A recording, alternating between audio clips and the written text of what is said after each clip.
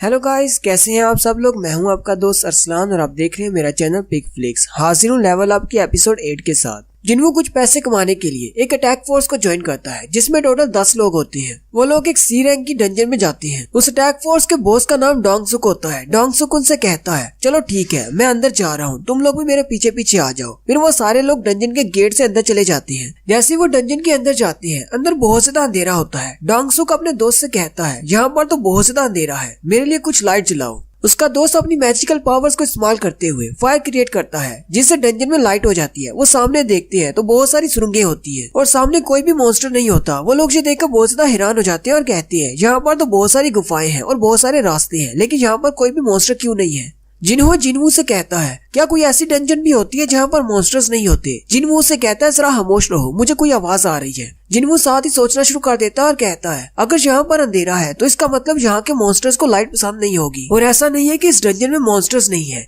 ऐसा है कि मॉन्स्टर्स ने अपने आप को अभी तक जाहिर नहीं किया। नॉर्मली डंजन्स के अंदर बहुत ज्यादा लाइट्स होती हैं, लेकिन अगर ऐसे मॉन्स्टर्स हो जिनको अंधेरे से फर्क नहीं पड़ता, यानी उनकी आंखें ही नहीं होती, तो ऐसी डंजन्स उन मॉन्स्टर्स के लिए बिल्कुल ठीक है। साथ ही जिन्वू चिल्लाकर उन सब से कहता है, इस डंजन के मॉन्स्टर्स इंसेक्ट टाइप हैं, यानी कि 4 टांगों वाले कीड़े मकोड़े। ये सुनते ही बाकी के सारे हंटर्स भी रेडी हो जाते हैं। वो सारे कहते हैं, कहीं ऐसा तो नहीं ये किसी चींटी का घोंसला हो। और साथ ही उन्हें बहुत सारी चींटियों के चलने की आवाज आनी शुरू हो जाती है जो कि उन्हीं की तरफ आ रही होती है। वो बहुत ज्यादा घबरा जाते हैं और कहते हैं, पता नहीं कौन सी टनल में से वो बाहर निकलेंगी, लेकिन हमें नजर क्यों नहीं आ रही। जिन्वू फिर चिल्लाकर उन सब से कहता है, वो सामने से नहीं आ रही बल्कि ऊपर से आ रही है। ऊपर की तरफ भी एक टनल होती है जिसमें से वो सारी चूड़ियां नीचे की तरफ आ रही होती है। बॉस उन सब से कहते हैं, अपने मैजिक का इस्तेमाल करो और उन सबको नीचे लेकर आओ। फिर उन सबको मारते हैं। फिर वो सारे उन चूड़ियों को मारना शुरू कर देते हैं। यहाँ पर बाकी सारे मॉन्स्टर्स के साथ फाइट कर रहे होते हैं। जिन्वू वहीं पर बैग पकड़ कर खड़ा होता है और उन सबको एनालाइज कर रहा होता है। जिन्वू कहता है, इन सारे सी रैंक के हंटर्स का आपस में बहुत ही अच्छा तालमेल है। मुझे लगता है कि शायद इसी वजह से इनको अपने साथ हीलर रखने की जरूरत नहीं पड़ती। इनके बॉस तो बहुत ही अच्छा है, डोंगसुक इनके साथ बहुत ही अच्छे से पेश आता है और बाकी के हंटर्स भी उसका भरपूर साथ दे रहे हैं।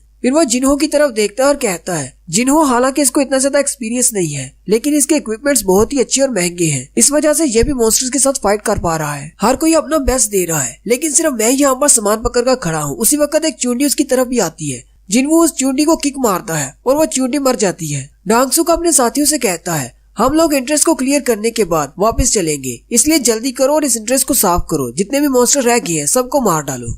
थोड़ी देर में वो सारी चींटियों को मार देते हैं। बॉस उन सब से कहते हैं, जल्दी से सारे क्रिस्टल्स को इकट्ठा करो, फिर हम इन सारे क्रिस्टल्स को 9 लोगों में बांट देंगे। बॉस के साथी कहते हैं, ये तो हमारा फेवरेट पार्ट है कि सभी में क्रिस्टल्स बांटे जाएंगे। डोंगसुक जिन्वू के पास आता है और उसे कहता है, तुम्हें कैसे पता चला कि मॉन्स्टर्स ऊपर से आने वाले हैं। जिन्वू से कहता है, मुझे बस ऐसा लगा इसलिए मैंने कह दिया। डोंगसुक उसे कहता है, तुम्हारी सेंसेस तो बहुत ही तेज हैं। बॉस जिन्वू का शुक्रिया अदा करते हैं और कहते हैं, तुम तो वाकई में बहुत ही अच्छी हो, लेकिन इतना भी ज्यादा अच्छा होना तुम्हारे लिए बेहतर नहीं और छोटी डिटेल पर ध्यान देना तुम्हारे लिए जरूरी नहीं। उसी वक्त बॉस का एक साथी उसे कहता है, बॉस यहाँ पर आओ, मुझे तुम्हें कुछ दिखाना है। ग्राउंड पर चूंटियों के टुकड़े पड़े होते हैं। दोस्त उसे कहता है, बॉस ये टुकड़े हमारी वजह से नहीं हुए क्योंकि हम लोग या तो मैजिक का इस्तेमाल कर रहे थे यहाँ पे तलवारों का। डोंगसुक भी ये देखकर बहुत ज्यादा हैरान हो जाता है और कहता है, आखिर ऐसा किसने किया होगा। क्या ये मॉन्स्टर्स आपस में ही लड़ रहे थे, या फिर ऐसा हो सकता है कि इस डंजन में इन मॉन्स्टर से भी ज्यादा कोई ताकतवर मॉन्स्टर्स हैं, या फिर इस डंजन के बॉस ने ये सब कुछ किया होगा। असल में उन चूंटियों की ये हालत जिन्वू ने की है क्योंकि वो उनको किक्स मार रहा था जिसकी वजह से वो टुकड़े टुकड़े हो जाती थी।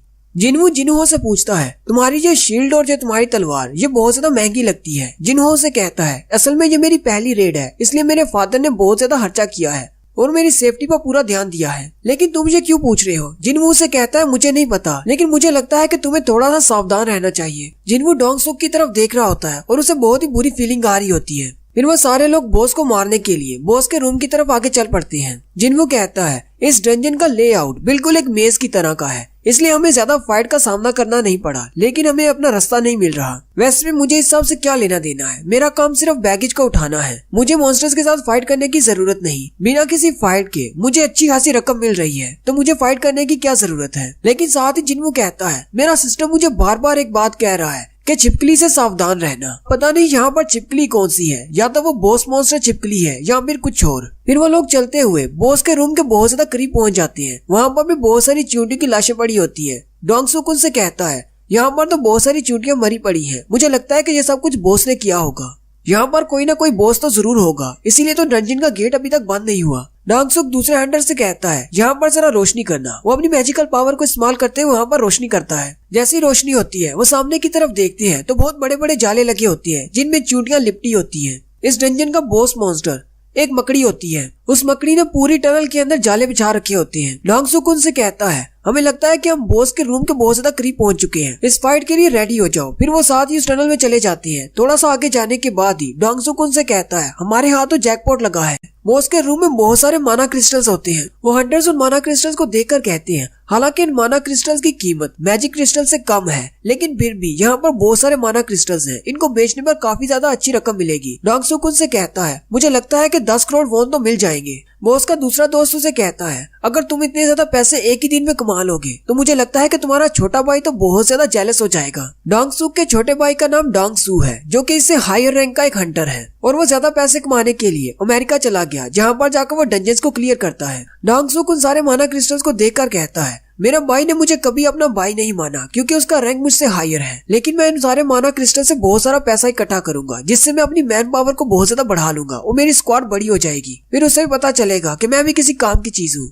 जिन्हो जिनवू से कहता है मुझे जरा अपना कॉन्ट्रैक्ट पेपर देना, मुझे चेक करना है। जिन्वू उसे अपना कॉन्ट्रैक्ट वाला पेपर देता है। उसे पढ़ने के बाद जिन्हो डांगसुक से कहता है सर मुझे आपसे कुछ बात करनी है। जिन्हो बॉस से कहता है आपने इस कॉन्ट्रैक्ट में ऐसा कुछ भी मेंशन नहीं किया कि अगर क्रिस्टल्स के अलावा कुछ मिलता है तो हम लोग उसे इसको भी डिवाइड करेंगे, यानी कि इन सारे माना क्रिस्टल्स को जिन्हो के साथ डिवाइड नहीं किया जाएगा। यहाँ पर हो क्या रहा है? बॉस आपने ऐसा क्यों कहा कि इन सारे माना क्रिस्टल को सिर्फ 9 लोगों में तकसीम किया जाएगा, जिन्वो को क्यों नहीं दिया जाएगा? डांगसुक हंसते हुए उसे कहता है हाँ क्यों नहीं, वो तो मेरी जुबान फिसल गई थी, हम लोग इसके साथ भी बांटेंगे, लेकिन उससे पहले हमें एक और काम करना है। वो सब लोग ऊपर की तरफ देखते हैं तो ऊपर की तरफ एक बड़ा सा स्पाइडर मॉन्स्टर होता है जो कि इस डंजन का बॉस है। डांगसुक जिन्हो से कहता है हमें इस बॉस को मारने से पहले इन सारे माना क्रिस्टल को यहाँ से निकालना होगा, क्योंकि अगर हमने एक बार बॉस को मार दिया तो डंजन का गेट बंद हो जाएगा और हम ये क्रिस्टल बाहर नहीं निकाल पाएंगे। लेकिन ये बात तो बहुत ही अच्छी है कि इस वक्त ये स्पाइडर मॉन्स्टर सो रहा है क्योंकि इसने बहुत सारी चूड़ियां खा ली हैं। हमारे पास काफी टाइम है इन क्रिस्टल को यहाँ से निकालने के लिए। डांगसुक अपने दोस्त से कहता है क्या तुम वो सारे इक्विपमेंट साथ लेकर आए हो जो मैंने तुम्हें लाने के लिए कहा था? उसका दोस्त हंसते हुए से कहता है नहीं मुझे याद नहीं रहा, वो बैग तो बाहर ही रह गया। माइनिंग का सारा सामान उसी बैग में था और वो बैग हमारी कार में पड़ा है डंजन के बाहर। डांगसुक उससे कहता है तुम तो बहुत बड़े गधे हो, मैंने तुमसे कहा था कि उस बैग को हमेशा अपने साथ डंजन में लेकर आया करो। फिर डांगसुक जिन्हो और जिनवू से कहता है मुझे माफ कर देना, मेरा दोस्त बहुत ज्यादा गधा है, इसने वो बैग बाहर ही छोड़ दिया। क्या तुम दोनों यहाँ पर रहकर इस जगह को गार्ड करोगे? हम लोग वो बैग लेकर आते हैं। जिन्हो बॉस से कहता है क्या तुम लोग सीरियस हो? तुम लोग हमें बॉस के रूम में यहाँ पर छोड़कर जाना चाहते हो? डांगसुक उससे कहता है कोई बात नहीं, डरने वाली क्या बात है। वो स्पाइडर मॉन्स्टर सो रहा है क्योंकि उसने बहुत ज्यादा चींटियों को खा लिया है, इसलिए मुझे नहीं लगता कि वो इतनी जल्दी उठेगा। हम लोग जल्दी से अपना सामान लेकर वापस आ जाएंगे। तुम्हें मेरे ऊपर भरोसा रखना होगा। तुमने कहा था कि ये तुम्हारी फर्स्ट रेड है और जिन्हो ने कहा था कि सी रैंक वाली डंजन में ये उसकी पहली रेड है। तुम दोनों को मेरे ऊपर भरोसा रखना चाहिए, सब कुछ ठीक रहेगा। अगर कुछ होना होता तो हो चुका होता, क्योंकि हम लोग कितनी ऊंची ऊंची आवाज में बात कर रहे हैं। वो स्पाइडर मॉन्स्टर अभी तक नहीं जगा और मुझे अपने बाकी के हंटर दोस्तों से भी बात करनी है। बाकी के हंटर्स भी उन दोनों से कहते हैं हमें स्मोक करना है, इसलिए हम बॉस के रूम से बाहर जा रहे हैं, तुम लोग यहीं पर रुको। बॉस अपने बाकी के सारे मेंबर्स को लेकर उस गेट से बाहर निकल जाता है। जिन्हो कहता है ये एक रूल है कि सी रैंक की डंजन में तुम लोग सिर्फ 10 लोगों को लेकर जा सकते हो। अगर तुम्हारे पास 10 लोग नहीं तो तुम लोग सी रैंक की डंजन में एंटर नहीं कर सकते। डांगसुक के पास अपने 8 मेंबर्स हैं, जबकि मैं और जिन्हो हम दोनों एक्स्ट्रा हैं। जैसे ही डांगसुक अपने साथियों के साथ बाहर निकलता है वो अपने दोस्त से कहता है रूम की एंट्रेंस को ब्लॉक कर दो। वो अपनी मैजिकल पावर्स को इस्तेमाल करते हुए दरवाजे की एंट्रेंस को बंद कर देते हैं, जिससे जिन्हो और जिन्हो दोनों ही बॉस के साथ कमरे के अंदर बंद हो जाते हैं। जैसे ही दरवाजा ब्लॉक होता है जिन्हो कहता है तो अब मुझे समझ आई कि मेरा सिस्टम मुझे बार बार ये क्यों कह रहा था कि छिपकली से सावधान रहना। वो छिपकली कोई मॉन्स्टर नहीं बल्कि ये हंटर्स थे। कुछ अर्सा पहले जिन्हो एक साथी के साथ डंजन के अंदर गया था, जहाँ पर उस शख्स ने जिन्हो को इस बारे में बताया था। बाज दफा ऐसे होता है कि कुछ हंटर्स छिपकलियों की तरह के होते हैं, क्योंकि डंजन्स के अंदर एक्सीडेंट्स होते रहते हैं। अगर कोई हंटर इन डंजन्स के अंदर मर जाता है तो किसी को कुछ फर्क नहीं पड़ता, क्योंकि सबको पता है कि यहाँ पर मॉन्स्टर्स होते हैं और हम लोगों का काम बहुत ज्यादा खतरनाक है। कोई भी किसी पर ब्लेम नहीं डाल सकता। बाहर जाकर उन्होंने सिर्फ इतना कहना है कि मॉन्स्टर्स के हाथों हमारा एक साथी मारा गया। हंटर्स को कोई भी रोकने वाला नहीं है। अगर तुम कमजोर हो तो तुम्हें आसानी से फेंका जा सकता है ताकि तुम्हें तुम्हारा हिस्सा न दिया जाए। कुछ बहुत ही लालची हंटर्स ऐसा करते हैं, अपने कमजोर साथियों को डंजन के अंदर ही मारकर फेंक देते हैं ताकि उनके हिस्से को भी हड़प किया जा सके, बिल्कुल एक छिपकली की तरह। जैसे उसकी टेल को काट दिया जाए तो वो फिर से उगाती है।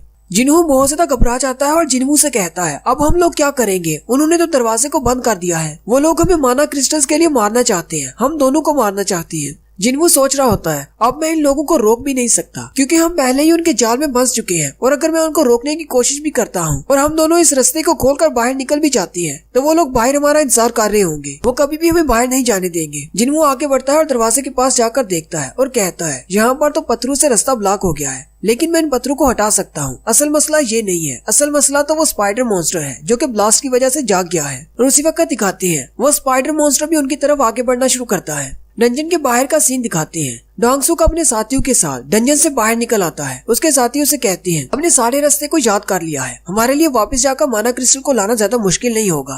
एक हंटर डोंगसुक से कहता है लेकिन हमें तो उन दोनों को वहीं पर मार देना चाहिए था और माना क्रिस्टल लेकर यहाँ पर आ जाते। डोंगसुक उसे कहता है क्या तुम कोई बेवकूफ हो, अगर हम उन दोनों को वहीं पर मारने की कोशिश करते तो वहाँ पर बहुत ज्यादा शोर होता, जिसकी वजह से वो स्पाइडर डीमन जाग जाता और हम लोग वहाँ से माना क्रिस्टल नहीं निकाल पाते। ई रैंक के हंटर और डी रैंक के हंटर जिसके पास कोई भी एक्सपीरियंस नहीं है, वो दोनों मिलकर भी उस बॉस को नहीं हरा पाएंगे, और जब वो स्पाइडर डीमन उन दोनों को खा जाएगा तो वो वापस नींद में चला जाएगा, और उसके बाद हम सब लोग डंजन में वापस जाएंगे और जाकर उन सारे माना क्रिस्टल्स को निकाल लाएंगे।